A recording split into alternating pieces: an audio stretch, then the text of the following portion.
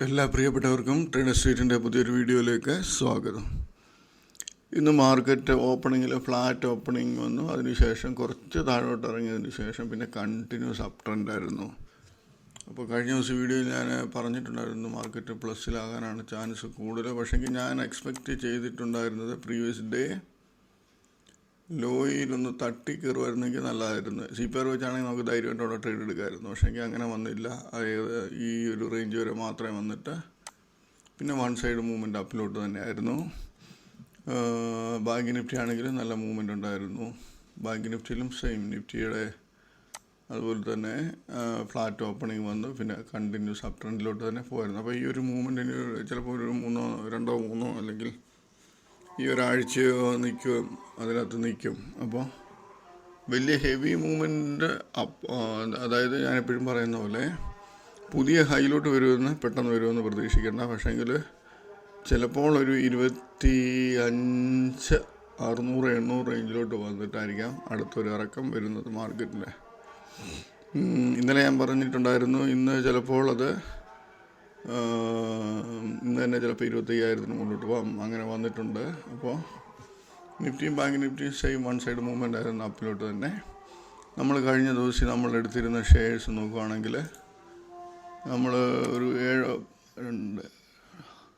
10 share എടുത്തിട്ടുണ്ട്. അതിൽ 3-4 share നല്ല രീതിയിൽ നമുക്ക് ചാൻസ് തന്നിട്ടുണ്ടായിരുന്നു. ഏറ്റവും നല്ല ചാൻസ് എന്നത് ബ്രിഗേഡ് എന്ന് പറയുന്ന ഷെയറാണ്. ബ്രിഗേഡ് എന്ന് പറയുന്ന ഷെയർ ഇവിടെ നമുക്ക് നോക്കിയാൽ ഓപ്പണിങ്ങും പ്രീവിയസ് ഡേ ഹൈയും ഓപ്പണിങ് ഇത് R1 തമ്മിൽ സെയിം ആണ്. ഏകദേശം ആ രണ്ട് ലൈനും ഒരേ. അത് നമ്മളിങ്ങനെ നോക്കാമെങ്കിൽ എക്സ്പാൻഡ് ചെയ്യാമെങ്കിൽ അത് കാണാം. കണ്ടില്ലേ?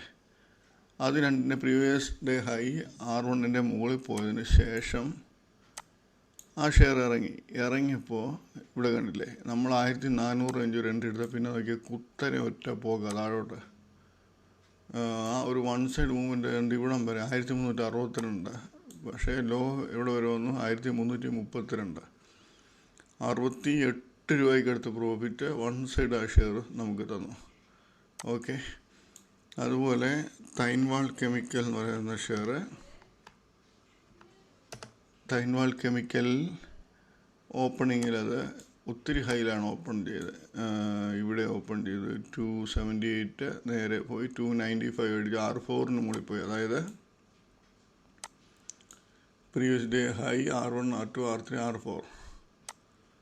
R4 അടിച്ചിട്ട് ഇറങ്ങി. നമ്മൾ ഈ റേഞ്ച് 293 റേഞ്ചിലൊരു എൻട്രി എടുത്താൽ നമുക്ക് ഒരു മണിക്കൂർ തന്നെ 277, 16 രൂപ പ്രോഫിറ്റ്. പിന്നെ ആ റേഞ്ചിൽ തന്നെ കിടന്നുള്ള ട്രേഡിംഗ് ആയിരുന്നു ആ ഷെയർ. അതിനുശേഷം നല്ല ഒന്നാന്തര മൂവ്മെൻറ്റാണ് ഈ രണ്ട് ഷെയറും തന്നത്. അതിനുശേഷം പവർന ഇൻഡസ്ട്രീസ് എന്ന് പറയുന്ന ഷെയർ,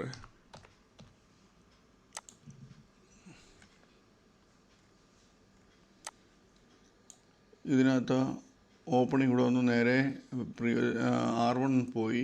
പ്രീവിയസ് ഡേ ഹൈയുടെ താഴെയായിരുന്നു. അവിടെ പോയതിന് ശേഷം തിരിച്ചിറങ്ങി. ഇവിടെ 518 റേഞ്ച് ഒരു എൻട്രി എടുത്താൽ നമുക്ക് 505 13 രൂപയുടെ പ്രോഫിറ്റ്. പിന്നെ അത് വൺ സൈഡ് അപ്പിലോട്ട് പോയി പുതിയ ഹൈ അടിച്ചു, തിരിച്ച് നമ്മളിവിടെ ഇറങ്ങുമ്പോൾ 523 നമുക്കൊരു എൻട്രി ചെയ്തായിരുന്നെങ്കിൽ നമുക്ക് 510 വരെ നല്ല ചാൻസ് അതിനകത്ത് കിട്ടിയിട്ടുണ്ടായിരുന്നു. കഴിഞ്ഞ ദിവസം നല്ല ഡൗൺ ട്രെൻഡിലായിരുന്നു മാർക്കറ്റ്. അപ്പോൾ നമുക്ക് പെട്ടെന്ന് ഒത്തിരി ഷെയർ കിട്ടിയിട്ടില്ല. 10 ഷെയർ കഷ്ടിച്ച് കിട്ടി. അത് മൂവ്മെൻ്റ് ഒന്നും അധികം ഇല്ലാത്ത ഷെയറാണ്. പക്ഷേ ഇന്ന് നമുക്ക് നല്ല രീതിയിൽ ഷെയറുകൾ നമുക്ക് സെലക്ട് ചെയ്യാൻ പറ്റിയിട്ടുണ്ട്. നമുക്കപ്പോൾ ഇന്നത്തെ ഷെയറുകൾ നമുക്ക് നോക്കാം.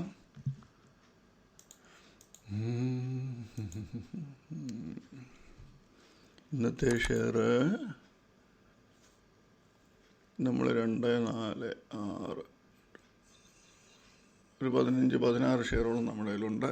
അപ്പോൾ നമ്മൾ ശ്രദ്ധിക്കുക, ഈ ഷെയറിനകത്ത്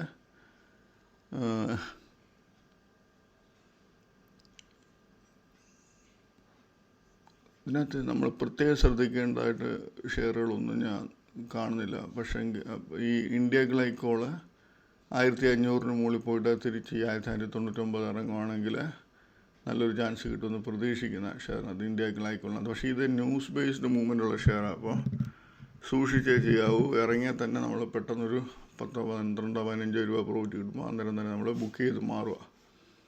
അതുപോലെ ADSL എന്ന് പറയുന്ന ഈ ഷെയർ R1 കണ്ടില്ല, R1 മുകളിൽ പോയതിന് ശേഷം ഈ R1 താഴോട്ട് ഇറങ്ങിക്കഴിഞ്ഞാൽ 301 താഴോട്ട് പോയി കഴിഞ്ഞാൽ അന്നേരം ഒരു 305 ഹൈ എങ്കിൽ ആ ഹൈയുടെ മുകളിൽ സ്റ്റോപ്പ് ലോസ് ഇട്ട് നമ്മൾ എൻട്രി എടുക്കുക. നമുക്ക് ചിലപ്പോൾ നല്ലൊരു പ്രോഫിറ്റ് കിട്ടാൻ ചാൻസ് കൂടുതലാണ് ഈ ഷെയറിനകത്ത്. പേടിഎമ്മിനകത്ത് നല്ലൊരു ഹെവി മൂവ്മെൻറ്റ് വന്നാൽ 800 മുകളിൽ പോയതിന് ശേഷം 796 താഴെ ട്രേഡാകാൻ തുടങ്ങിയാൽ നമുക്ക് ചാൻസ് എടുക്കാം. സ്കിപ്പറിനകത്തും നല്ലൊരു ചാൻസ് പ്രതീക്ഷിക്കാം. ഒന്നുകിൽ പ്രീവിയസ് ഡേ ഹൈ അടിച്ചതിന് ശേഷം ഇറങ്ങുകയാണെങ്കിൽ അവിടെ എടുക്കാം. അതല്ല എങ്കിൽ R1 പോയിട്ട് ഓപ്പണിങ്ങിൽ തന്നെ R1 പോകുന്നുണ്ടെങ്കിൽ പോയിട്ട് ഇറങ്ങുകയാണെങ്കിൽ നല്ല ചാൻസ് ആയിരിക്കും അതിനകത്ത്. ഇൻഡോബൊറാക്സിനകത്ത് ഈ R1 പോയിട്ട് ഇറങ്ങുകയാണെങ്കിൽ നമുക്ക് നല്ലൊരു ചാൻസ് കിട്ടുമെന്ന് പ്രതീക്ഷിക്കുന്നുണ്ട്. ട്രൈ ടർബൈൻ ആണെങ്കിൽ ഏകദേശം ഹൈയിലാണ് ക്ലോസിങ്. അപ്പോൾ ഒന്നുകിൽ 750 പോയിട്ട് 745 46 പോയിട്ട് ഈ level previous day high cut ചെയ്തായിട്ടുണ്ടെങ്കിൽ ചാൻസ് എടുക്കുക. അതല്ല എങ്കിൽ R1 പോയിട്ട് കിട്ടുവാണെങ്കിൽ ഏറ്റവും നല്ലത്.